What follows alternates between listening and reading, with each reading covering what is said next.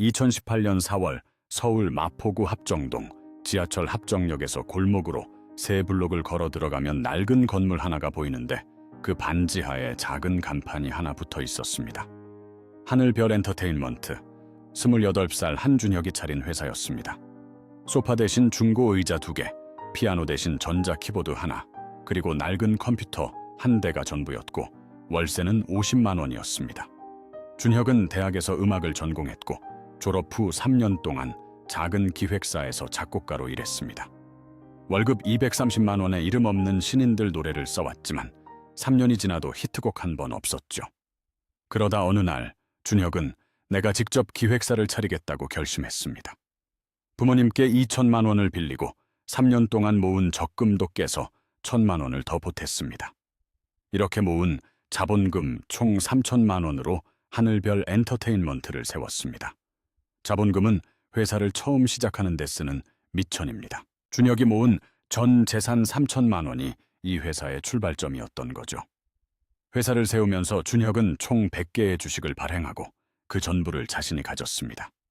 주식은 회사를 여러 조각으로 나눈 것입니다. 예를 들어 피자 한 판을 8조각으로 자르면 각 조각이 8분의 1의 피자인 것처럼 회사도 100조각으로 나눠서 그 조각을 사고 팔 수 있게 만든 거예요. 준혁이 100개 전부를 가졌다는 건 하늘별 엔터테인먼트 전체가 준혁 것이라는 뜻이었습니다. 그 직후 준혁은 연습생 오디션 공고를 냈고 200명이 넘게 몰려들었습니다. 그 중에서 딱 4명, 서주아, 이채린, 박나린, 최유진을 뽑았습니다.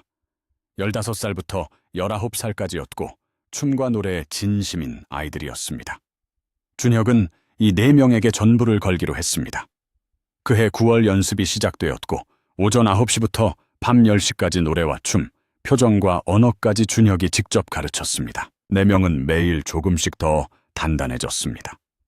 그런데 3개월이 지나자 돈이 떨어지기 시작했습니다. 연습실 월세 50만 원, 연습생 식비, 의상비, 레슨비를 합치면 매달 400만 원이 나갔는데 들어오는 돈은 한 푼도 없었습니다. 3천만 원 중 2천만 원이 어느새 사라져 있었습니다. 준혁이 이대로 포기해야 하나 고민에 빠졌을 바로 그때 대학 동기 서대훈에게서 전화가 왔습니다. 서대훈은 대기업 회사원으로 착실하게 돈을 모아온 친구였는데 준혁의 이야기를 듣더니 단 한마디로 투자하겠다고 했습니다. 3천만 원을 줄 테니 회사 지분 20%를 달라는 조건이었습니다. 지분이란 회사의 주인 자격을 비율로 나타낸 것입니다. 쉽게 말해 이 회사에 얼마만큼이 내 것이냐는 비율이죠. 준혁이 100%를 갖고 있다는 건 회사 전체가 준혁 것이고 대훈이 20%를 받으면 회사의 5분의 1이 대훈 것이 된다는 뜻입니다. 준혁이 계산해보니 지금 하늘별 엔터테인먼트의 가치를 1억 5천만 원으로 보면 3천만 원이 딱 20%가 맞았습니다. 아직 데뷔도 못한 회사가 왜 그 정도 가치냐고 의아할 수 있는데 이게 바로 투자의 묘미입니다. 지금 당장의 가치가 아니라 미래에 얼마가 될지를 보고 지금 가격을 매기는 거거든요. 준혁은 승낙했습니다. 그런데 여기서 중요한 포인트가 있습니다. 대은이 투자한 3천만 원은 준혁의 주머니가 아니라 회사 운영자금으로 들어가야 했습니다. 그래서 준혁 개인이 갖고 있던 주식을 대은에게 넘기는 게 아니라 회사가 새로운 주식을 25가에 더 찍어내서 대은에게 준 겁니다. 이제 회사 전체 주식은 기존 100개에 새로 발행된 25개를 더한 125개가 됐습니다. 준혁은 여전히 100개를 갖고 있지만 전체 125개 중 100개이니 지분율은 80%가 됐죠. 대은은 새로 발행된 25개를 받아 20%의 주주가 됐습니다. 이것을 지분 희석이라고 합니다. 내 주식수는 그대로인데 새 투자자가 들어오면서 전체 주식수가 늘어나 내 비율이 줄어드는 현상이죠. 마치 8조각짜리 피자를 혼자 먹다가 친구가 돈을 내고 참여하면서 피자를 10조각으로 다시 자른 것과 같습니다. 내 조각수는 그대로지만 전체에서 차지하는 비율이 줄어드는 거예요. 준혁은 손해라고 느끼지 않았습니다. 회사가 성장하면 80%도 훨씬 더 큰 가치가 될 테니까요. 겨울이 깊어지던 2018년 12월, 눈이 하얗게 쌓인 날에도 연습실 불빛은 꺼지지 않았고 4명의 연습생은 여전히 땀을 흘리며 무대 위를 누볐습니다. 준혁은 그 모습을 바라보며 생각했습니다. 이 아이들은 단순한 직원이 아닙니다. 이들 자체가 하늘별 엔터테인먼트의 가장 큰 자산입니다. 이런 걸 무형자산이라고 합니다. 공장 기계나 건물처럼 눈에 보이고 만질 수 있는 것은 유형자산이라고 하는데, 아이돌의 재능, 팬덤, 음악 저작권처럼 눈에 보이지 않지만 엄청난 가치를 가진 것이 바로 무형자산이죠. 스타벅스가 비싼 임대료를 내고도 장사가 잘 되는 이유가 커피 맛뿐만 아니라 브랜드 이미지, 즉 무형자산 덕분인 것과 같은 이치입니다. 봄비가 내리던 2019년 어느 날 예상치 못한 연락이 왔는데 민들레 벤처스라는 벤처 캐피탈이었습니다.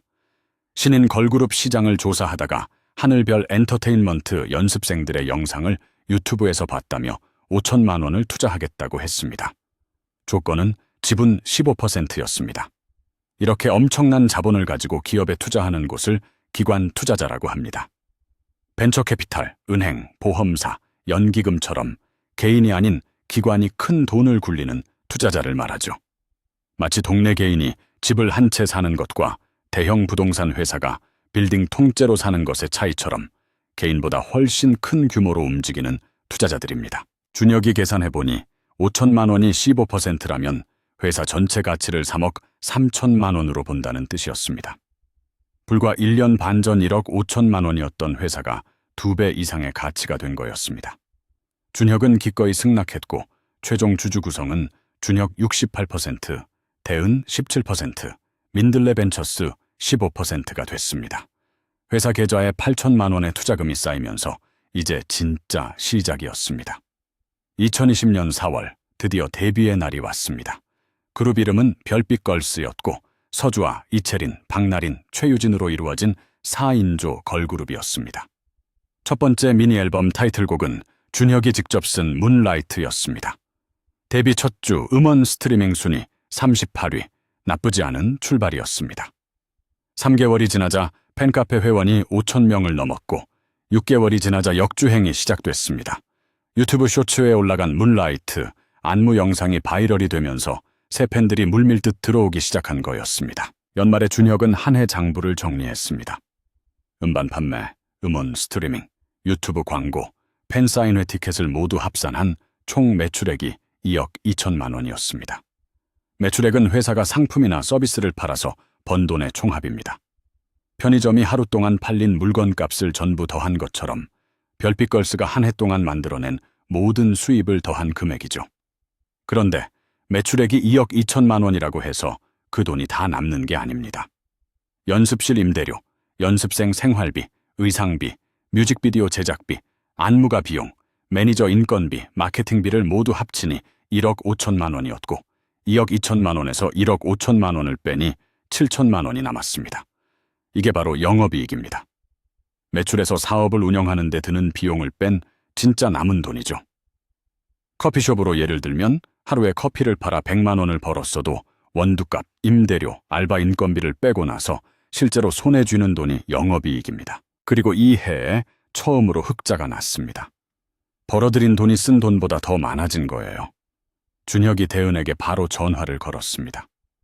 우리 이번에 처음으로 흑자가 났어. 전화기 너머로 대은이 조용히 흐느끼는 소리가 들렸습니다. 2021년 겨울이 지나 봄이 오던 2월의 어느 날 모든 게 달라지기 시작했습니다. 필리핀의 틱톡 유저가 별빛걸스 안무를 따라 한 영상이 하루 만에 300만 뷰를 넘겼고 그 영상이 미국, 인도네시아, 브라질로 퍼지더니 이틀 만에 팔로워가 100만 명이 됐습니다. 준혁은 자신의 눈을 믿을 수 없었습니다. 3개월 만에 일본, 태국, 미국에서 팬미팅을 열었고 티켓 5,000장이 20분 만에 매진됐습니다. 굿즈 판매만으로 한 행사에 1억 5천만 원이 들어왔습니다. 연말 결산을 해보니 숫자가 믿기지 않았습니다. 음반 판매 50억, 스트리밍 수익 30억, 콘서트, 팬미팅 80억, 굿즈 30억, 광고 모델료 20억, 총 매출액이 210억이었습니다. 불과 1년 전에 거의 100배였습니다. 비용을 다 뺀 영업이익은 45억이었고 여기서 투자자들이 중요하게 보는 숫자가 하나 더 있습니다. 바로 영업이익률입니다. 영업이익률은 매출액 대비 영업이익의 비율입니다. 210억을 팔아서 45억이 남았으니 45 나누기 210, 약 21%가 됩니다. 쉽게 말해 100원어치를 팔면 21원이 남는다는 뜻이죠. 엔터테인먼트 회사는 아티스트 활동 방식, 음반, 공연, 굿즈 비중, 마케팅 비용에 따라 영업이익률이 크게 달라지는데 21%는 업계에서도 상당히 높은 수익성을 보여주는 숫자였습니다. 재무제표를 들여다보던 대은이 말을 잃었습니다.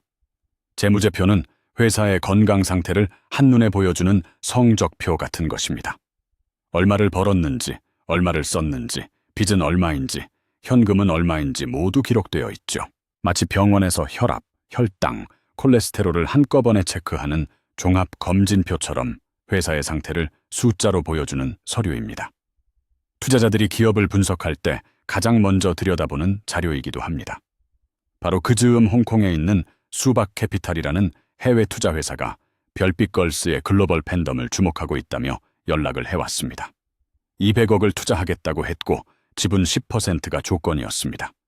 이렇게 해외에서 우리나라 기업에 투자하는 큰 손들을 외국인 투자자라고 합니다. 나중에 주식시장에 상장이 되면 이 외국인 투자자들이 주식을 사고 팔 때 주가에 상당한 영향을 미치게 됩니다. 200억이 10%라면 회사 전체 가치를 2천억으로 본다는 뜻이었습니다. 처음 3천만 원으로 시작한 회사가 2천억이 됐습니다. 대우는 계산기를 두드렸습니다. 처음 투자한 3천만 원이 이제 수백억 원의 가치가 되어 있었습니다. 대우는 전화를 끊고 한참 동안 멍하니 있었습니다. 봄 햇살이 완연해진 2022년 어느 날 민들레 벤처스가 이제 상장을 할 때가 됐다며 제안을 해왔습니다. 상장, 영어로는 IPO, 우리말로는 기업 공개라고 합니다. 주식시장에 정식으로 입장하는 거예요. 지금까지는 준혁, 대운, 민들레 벤처스, 수박캐피탈만 하늘별 엔터테인먼트 주식을 가질 수 있었는데 상장을 하면 전국 누구나, 주부도 학생도, 직장인도 이 회사 주식을 살 수 있게 됩니다. 준혁이 어느 시장에 상장하면 좋냐고 묻자 증권사 직원이 설명해줬습니다. 한국 주식시장은 크게 두 곳으로 코스피와 코스닥이 있습니다. 코스피는 삼성전자, 현대자동차 같은 대기업들이 모여있는 시장으로 기준이 엄격하고 들어가기 어렵습니다.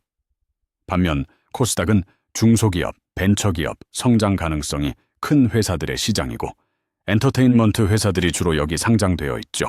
코스피가 오랜 역사를 가진 백화점이라면 코스닥은 젊고 활기찬 편집숍 같은 느낌입니다. 하늘별 엔터테인먼트는 코스닥에 상장했습니다. 다음은 공모가를 정해야 했습니다. 공모가란 주식을 처음으로 일반 투자자들에게 내놓을 때 책정하는 가격입니다. 회사 전체 가치를 3천억으로 목표하고 총 3천만 주를 발행하면 3천억 나누기 3천만 주가 주당 1만 원이 됩니다. 공모 공고가 나자마자 별빛걸스 팬들이 들썩였습니다. 내가 좋아하는 그룹의 회사 주식을 살 수 있다는 소식이 팬덤 사이에 빠르게 퍼진 거였습니다. 청약기간 사흘 동안 경쟁률이 832대 1을 넘었습니다. 청약이란 공모주를 배정받기 위해 신청하는 절차로 경쟁률 832대 1이란 배정 가능한 주식수보다 832배 많은 청약 수요가 몰렸다는 뜻입니다. 실제 배정은 청약자 모두에게 균등하게 나눠주는 균등 배정과 청약한 금액 규모에 비례해서 나눠주는 비례 배정 방식을 함께 씁니다. 어떤 방식이든 그만큼 인기가 뜨거웠다는 건 분명했습니다. 2022년 6월 7일 하늘별 엔터테인먼트가 드디어 코스닥 시장에 상장됐습니다. 준혁은 증권거래소에서 떨리는 손으로 북을 쳤습니다. 둥 소리가 온 홀에 울려 퍼졌습니다. 2022년 6월 7일 오전 9시 코스닥 시장이 문을 열었습니다. 공모가는 주당 1만 원이었는데 시초가가 1만 4천 원이었습니다. 시초가란? 주식이 시장에 나온 첫날 장이 열리는 오전 9시에 처음으로 거래되는 가격입니다. 신규 상장 종목은 공모가의 60%에서 200% 사이에서 시초가가 결정되는데 하늘별 엔터테인먼트는 공모가보다 40% 높은 1만 4천 원에서 시작한 겁니다. 이 시초가를 기준으로 당일 플러스 마이너스 30%까지 움직일 수 있었습니다. 시초가 1만 4천 원의 30%는 4,200원이니까 그날의 상한가는 1만 8,200원이었습니다. 별빛걸스 팬들과 투자자들이 몰려들면서 주가는 계속 올라갔습니다. 1만 4천 원에서 16,000원, 17,000원, 그리고 18,200원에서 딱 멈춰버렸습니다. 아무리 사겠다는 사람이 몰려들어도 그날 하루는 18,200원 이상 오를 수 없었습니다. 이게 바로 상한가입니다. 한국 주식시장에는 하루에 주가가 오를 수 있는 한도가 있는데 기준 가격 대비 하루 최대 30%까지만 오를 수 있도록 규정되어 있습니다. 이 장치가 없으면 주가가 하루에 2배, 3배 뛰거나 반토막 나는 일이 생길 수 있어서 투자자를 보호하기 위해 만들어둔 안전장치입니다. 반대로 주가가 내려갈 때도 한도가 있습니다. 최대 30%까지만 내릴 수 있어서 시초가 14,000원 기준이면 9,800원이 그날의 바닥인데 이게 하한가입니다. 하늘별 엔터테인먼트는 상장 첫날 상한가인 18,200원으로 마감했습니다. 이날 별빛걸스 팬인 대학생 전가름은 공모주 50주를 받았습니다. 공모가 1만 원에 50만 원어치였죠. 상한가가 되자 계좌에는 91만 원이 찍혔고 숫자로는 41만 원이 불어 있었습니다. 이것을 평가이익이라고 합니다. 주식을 아직 팔지 않은 상태에서 숫자상으로만 나타나는 수익이죠. 마치 내 집 시세가 1억 올랐다고 해도 실제로 팔기 전까지는 통장에 들어오지 않는 것과 같습니다. 팔아야 비로소 진짜 내 수익이 됩니다. 가름은 별빛걸스가 더 클 거라고 믿었기에 팔지 않았습니다. 장이 열린 후 몇 주가 지나면서 주가는 꾸준히 오르더니 25,000원에 도달했습니다. 이 시기에 증권사 앱을 열어보면 이런 화면이 눈에 들어왔습니다. 매도 호가 2만 원, 1,000주. 매수 호가 19,500원, 2,000주. 이것이 호가입니다. 팔고 싶은 사람이 부르는 가격과 사고 싶은 사람이 부르는 가격이 실시간으로 나타나는 화면이에요. 전통시장에서 이 사과 10,000원에 팔래요. 저는 9,500원에 살게요. 하고 흥정하는 장면을 화면으로 보여주는 것과 같죠. 매수는 주식을 사는 것, 매도는 파는 것입니다. 파는 사람이 2만 원을 원하고 사는 사람이 19,500원을 원하면 아직 가격이 안 맞아서 거래가 되지 않습니다. 그러다 사는 사람 중 누군가가 2만 원에 사겠다고 올리면 2만 원에 팔겠다던 사람의 주식이 넘어가게 됩니다. 이걸 체결이라고 합니다. 거래량도 폭발적이었습니다. 거래량이란 하루에 얼마나 많은 주식이 사고 팔렸는지를 나타내는 수치로 거래량이 많을수록 시장의 관심이 그만큼 뜨겁다는 신호입니다. 주가가 25,000원에 다다르자 증권사에서 분석 보고서가 나왔는데 하늘별 엔터테인먼트에 PER이 50이라고 적혀 있었습니다. PER은 주가 수익 비율의 약자입니다. 주가를 주당 순이익으로 나눈 값이죠. 주당 순이익이 500원인데 주가가 25,000원이라면 25,000 나누기 500이니까 PER이 50이 됩니다. 지금 이 주식을 사서 내 주식 한 주가 매년 500원씩 이익을 낸다고 하면 50년 후에야 내가 낸 25,000원을 뽑을 수 있다는 계산이에요. 물론 회사가 성장해서 이익이 늘어나면 그 기간은 훨씬 짧아지죠. PER이 낮을수록 상대적으로 싸다는 뜻이고 높을수록 시장이 이 회사의 미래를 높이 평가한다는 뜻이죠. 엔터 업종은 성장 기대가 클 때 높은 PER을 받는 경우가 많은데 하늘별 엔터테인먼트의 PER 50은 그 중에서도 투자자들의 기대가 상당히 크게 반영된 숫자였습니다. 그런데 2022년 8월 무더위가 한창이던 어느 날 오전 팬카페에 충격적인 공지가 올라왔습니다. 별빛걸스 리더 서주아가 건강 문제로 팀 활동을 잠정 중단한다는 공식 발표였습니다. 별빛걸스의 얼굴이자 가장 많은 팬을 보유한 멤버였습니다. 다음 날 아침 장이 열리자마자 주가가 폭락했습니다. 25,000원이었던 주가가 한순간에 하한가인 17,500원으로 곤두박질 쳤고 하루 만에 30%가 사라진 거였습니다. 팬들도 울었고 투자자들도 울었습니다. 바로 이 순간 공매도라는 개념을 설명하기 좋은 상황이 펼쳐졌습니다. 실제 한국 주식시장에서는 공매도가 모든 종목에 허용되는 것은 아니지만 개념을 이해하기 위해 하늘별 엔터테인먼트가 공매도 가능 종목이라고 가정해 보겠습니다. 공매도란 주식을 빌려서 먼저 파는 것입니다. 주가가 내려갈 것 같을 때 지금 비싸게 팔고 나중에 싸게 사서 갚으면 그 차이가 이익이 되는 구조죠. 예를 들어 지금 25,000원짜리 주식을 빌려서 팔고 나중에 15,000원으로 내려갔을 때 사서 갚으면 주당 1만 원이 이익이 됩니다. 주가가 오를 때 돈을 버는 게 아니라 오히려 내려갈 때 돈을 버는 독특한 방식이에요. 주가가 더 떨어질 거라고 판단한 공매도 투자자들이 달려들었고 주가는 연달아 내려갔습니다. 17,500원에서 15,000원, 12,000원. 이런 국면을 하락장이라고 합니다. 시장 전체의 분위기가 부정적으로 내려가는 시기죠. 곰이 앞발로 힘껏 내리찍는 모습과 닮았다고 해서 베어마켓이라고도 부릅니다. 이때 두 종류의 투자자가 있었습니다. 한쪽에서는 더 내려가기 전에 팔자며 손절매를 선택했습니다. 손절매란 손해를 보더라도 지금 파는 겁니다. 썩은 사과를 더 놔두면 멀쩡한 사과까지 썩는 것처럼 손실이 더 커지기 전에 지금 잘라내고 다른 기회를 찾는 전략이죠. 장점은 더 큰 손실을 막을 수 있다는 것이고 단점은 나중에 주가가 회복되면 그때 팔지 않은 걸 아쉬워하게 된다는 겁니다. 다른 한쪽에서는 전혀 다른 선택을 했습니다. 32살 직장인 이현우는 별빛걸스 팬은 아니었지만 하늘별 엔터테인먼트의 재무제표를 꼼꼼히 보고 투자한 사람이었습니다. 2만 원에 100주, 200만 원어치를 보유하고 있었는데 주가가 12,000원으로 떨어진 상황이었습니다. 이현우는 생각했습니다. 서주와 한 명이 잠시 쉰다고 별빛걸스가 끝나는 게 아니다. 나머지 3명도 실력이 있고 회사 실적은 여전히 탄탄하다. 오히려 지금이 기회일 수 있다. 12,000원에 100주를 더 샀습니다. 120만 원을 추가로 넣은 거죠. 이제 이현우는 총 200주를 평균 단가 16,000원에 보유하게 됐습니다. 본전을 찾으려면 전에는 2만 원까지 올라야 했는데 이제는 16,000원만 되면 됩니다. 이것이 물타기입니다. 주가가 떨어졌을 때 더 사서 평균 매수 단가를 낮추는 전략이죠.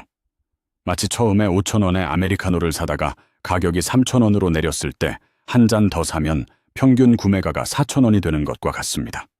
장점은 본전 회복에 필요한 가격이 낮아진다는 것이고 단점은 주가가 계속 하락하면 손실이 2배로 커진다는 겁니다.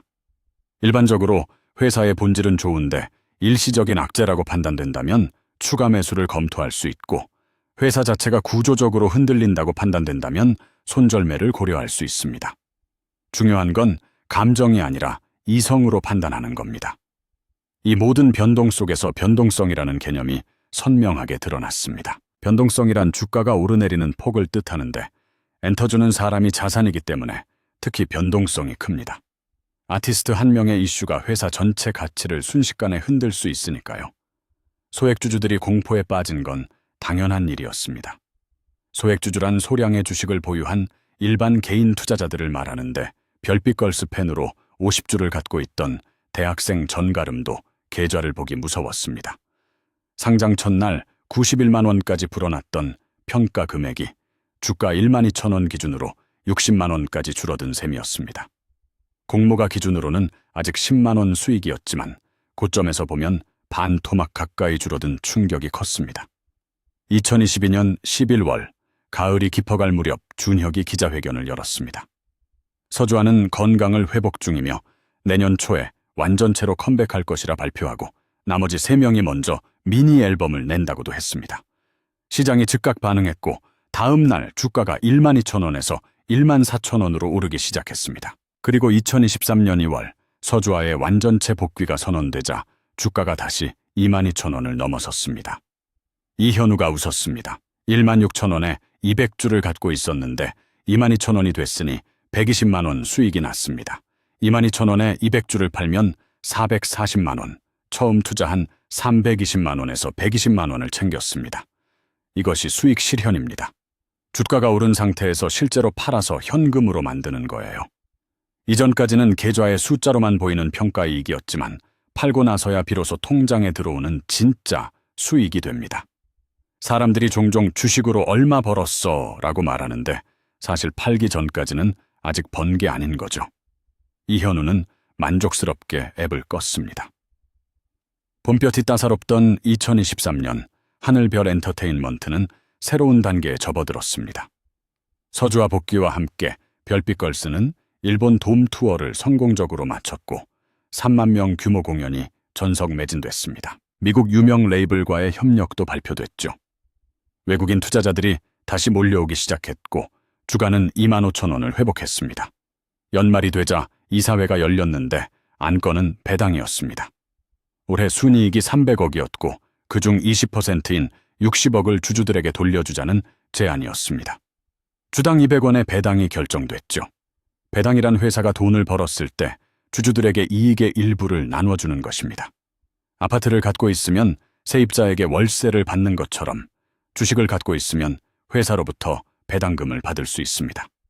주가가 오르지 않아도 그냥 들고만 있으면 받을 수 있는 돈인 셈이에요. 50주를 보유한 전가름은 주당 200원이니까 1만 원을 배당금으로 받았습니다. 금액은 작았지만 기분이 달랐습니다. 내가 이 회사 주인 중 한 명이구나 라는 게 온몸으로 느껴졌습니다. 2024년 봄 하늘별 엔터테인먼트의 주가가 3만 원을 넘어서며 공모가 1만 원의 3배가 됐습니다. 시가총액은 9천억에 가까워졌습니다. 시가총액은 주식시장에서 평가되는 회사의 전체 가치를 숫자로 나타낸 것입니다. 주식 한 개 가격에 전체 주식수를 곱하면 되는데 3만 원 곱하기 3천만 주면 9천억이죠. 이 회사가 시장에서 9천억짜리로 평가받고 있다는 뜻입니다. 다만 실제로 회사를 인수하려면 경영권 프리미엄 같은 요소가 추가되기 때문에 시가총액이 곧 매입 가격은 아닙니다. 어디까지나 시장이 매기는 현재 가치라고 이해하면 됩니다. 합정동 반지하 연습실에서 3천만 원으로 시작한 회사가 9천억짜리가 됐습니다. 대운이 3천만 원을 투자했던 게 이제 수백억 원이 됐고 민들레 벤처스의 5천만 원 투자도 마찬가지였습니다. 그리고 공모주를 사고 한 번도 팔지 않은 전가름은 어떻게 됐을까요? 50만 원이 150만 원이 됐고 매년 배당도 받았습니다. 전가름은 리더의 활동 중단 소식으로 주가가 크게 흔들렸을 때도 팔지 않았습니다. 별빛걸스와 하늘별 엔터테인먼트를 믿었기 때문이었습니다. 이것이 장기 투자의 힘입니다. 단기적인 주가 변동에 흔들리지 않고 회사의 본질적인 가치를 믿으며 오래 들고 가는 것이죠. 워런 버핏은 이런 말을 남겼습니다. 10년 이상 보유할 자신이 없으면 10분도 보유하지 말라고요. 주가는 단기적으로 오르락 내리락 하지만 진짜 좋은 회사는 시간이 지나면 결국 가치를 증명합니다. 2024년 봄 주주총회에서 준혁이 마이크를 잡았습니다. 별빛걸스가 데뷔할 때만 해도 이 회사가 여기까지 올 줄은 꿈에도 몰랐다고 했습니다. 합정동 반지하 연습실, 월세도 못 낼 뻔했던 그 시절 이야기를 솔직하게 꺼내며 이렇게 말했습니다. 이 회사 주주 중에는 별빛걸스 팬도 있었습니다. 단순히 돈을 벌려는 게 아니라 이 그룹이 성장하길 바라는 마음으로 투자해주신 분들이죠. 그 마음이 정말 특별합니다. 꿈을 가진 사람과 그 꿈을 믿는 사람들이 함께 성장하는 것. 그게 바로 주식의 본질이라고 생각합니다. 박수가 터졌습니다. 하지만 준혁은 한 가지를 꼭 덧붙였습니다. 하늘별 엔터테인먼트처럼 성공한 기획사만 있는 게 아니라는 것이었습니다. 데뷔도 못하고 사라진 기획사들이 훨씬 많고 유망해 보이던 그룹도 한순간에 해체될 수 있으며 멤버 한 명의 이슈가 회사 전체를 뒤흔들 수 있다고 솔직하게 말했습니다. 팬심과 투자심은 다릅니다. 좋아하는 그룹의 회사라는 이유만으로 투자하면 안 됩니다. 매출과 영업이익이 성장하고 있는지, 재무제표가 건강한지, 아티스트가 지속 가능한지를 냉정하게 따져봐야 합니다. 투자에는 항상 원금 손실의 가능성이 있습니다. 그게 투자의 현실입니다. 합정동 반지하 연습실에서 시작한 준혁의 이야기가 끝났습니다. 이 이야기 속에 담긴 주식 용어들을 정리해드리겠습니다. 자본금은 회사를 처음 시작하는 미천이고, 주식은 그 회사를 여러 조각으로 나눈 것이며, 지분은 그 조각이 얼마나 내 것인지를 나타내는 비율입니다. 지분 희석은 새 투자자가 들어오면서 기존 주주의 비율이 줄어드는 현상이고, 무형자산은 눈에 보이지 않지만 엄청난 가치를 지닌 것으로 아티스트의 브랜드가 대표적입니다. 기관 투자자는 벤처 캐피탈이나 은행처럼 큰 자본을 운용하는 투자기관이고, 외국인 투자자는 해외에서 우리나라 기업에 투자하는 큰 손들입니다. 매출액은 번 돈의 총합이고, 영업이익은 매출에서 비용을 뺀 진짜 이익이며, 영업이익률은 매출 대비 영업이익의 비율입니다. 재무제표는 회사의 건강 상태를 보여주는 성적표고, 흑자는 번 돈이 쓴 돈보다 많은 상태입니다. 시가총액은 회사 전체의 가치입니다. 상장 IPO는 주식시장에 정식으로 입장하는 것이고 코스닥은 중소, 벤처기업들의 주식시장입니다. 공모가는 처음 내놓는 주식 가격이고 청약은 공모주를 배정받기 위해 신청하는 절차이며 시초가는 장이 열릴 때 첫 번째로 체결되는 가격입니다. 상한가는 기준 가격 대비 하루 최대 30% 상승 한도이고 하한가는 기준 가격 대비 하루 최대 30% 하락 한도입니다. 호가는 사고 팔겠다는 가격이고 매수는 사는 것, 매도는 파는 것이며 거래량은 하루 동안 사고 팔린 주식의 양입니다. PER은 주가 수익 비율로 주가를 주당 순이익으로 나눈 값이며 주식이 비싸게 혹은 싸게 평가받고 있는지를 볼 때 씁니다. 평가이익은 팔기 전 계좌에 보이는 수익이고 수익 실현은 실제로 팔아서 현금으로 만든 것이며 배당은 회사가 주주에게 이익을 나눠주는 것입니다. 하락장 베어마켓은 시장이 전반적으로 내려가는 국면이고 변동성은 주가가 오르내리는 폭이며 공매도는 주식을 빌려서 파는 것으로 주가 하락에 베팅하는 방식입니다. 소액주주는 소량의 주식을 가진 일반 개인 투자자들이고 손절매는 손해를 보더라도 지금 파는 것이며 물타기는 더 사서 평균 매수 단가를 낮추는 것입니다. 그리고 장기 투자는 단기 변동에 흔들리지 않고 회사와 함께 오래 가는 것입니다. K-팝이 전 세계를 흔드는 이 시대에 그 무대 뒤에 있는 주식시장도 이제 조금은 보이기 시작했기를 바랍니다. 주식은 어려운 게 아닙니다. 믿을 만한 회사를 찾고 그 회사와 함께 성장하는 것이 주식의 본질입니다. 다만 한 가지만은 꼭 기억해 주세요. 투자에는 항상 위험이 따릅니다. 하늘별 엔터테인먼트는 성공한 이야기지만 현실에서는 실패하는 기업이 훨씬 더 많습니다. 이 이야기는 주식 용어를 쉽게 설명하기 위한 예시일 뿐입니다.